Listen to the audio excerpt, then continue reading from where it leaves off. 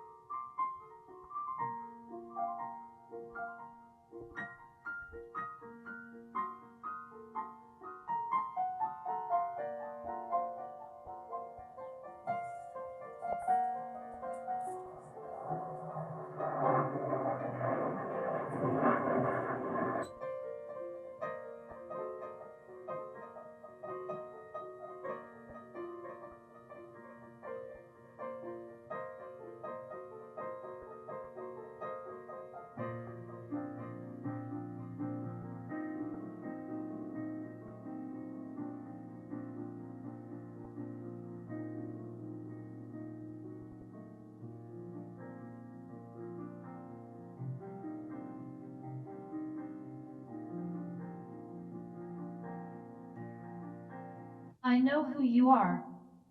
Remember, the past is dead too. The consequences of misdiagnosis are often serious. No doctor believed the person who said breathing badly.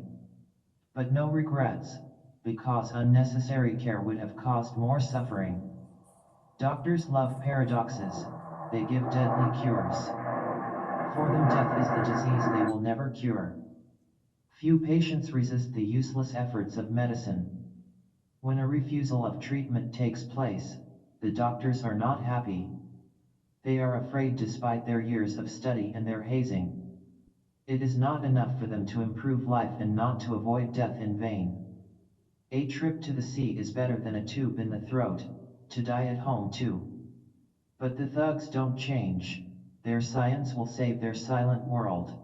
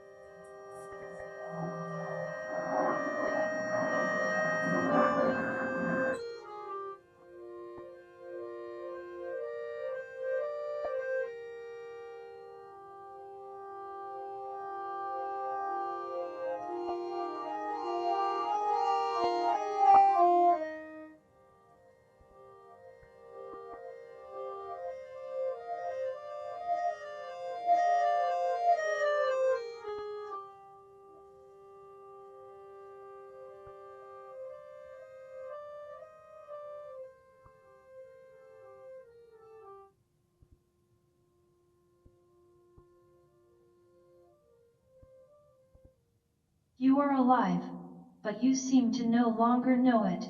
I know it for you. You are alive, but you seem to no longer know it. I know it for you.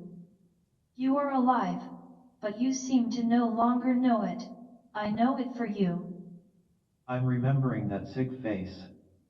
I saw it coming in a wheelchair which a young nurse was pushing. Dead people are temporary living people. When we understand it, it goes rather less badly. I say these things, but I am not already in the shoes of these victims. Everyone always dies, no matter how. I was always worried that my bedroom door would be closed without cause. And when that happened, it was the same with the other doors in the hallway. Only one door was opened. The service was briefly quiet. Then someone opened my door again. And everything went on as if nothing had happened, until the next time. You haven't played the piano since returning to your almost empty house.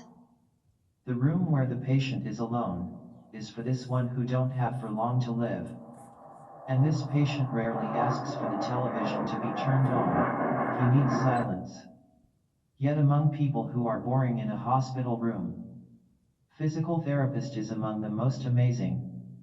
Because while his patient has only a few days to live, he moves the bones of his puppet to improve ridiculous comfort. Gives up only when he notices the artificial sleep of his prey. Then he doesn't bother to say goodbye, not even to the body. Because somewhere another body replaced the future corpse. When the bed sheet covers the face, he keeps busy elsewhere. And me, here now, I try to listen to my music but I stop it every time. When you were a teenager, you played with something else. Was it a concertina?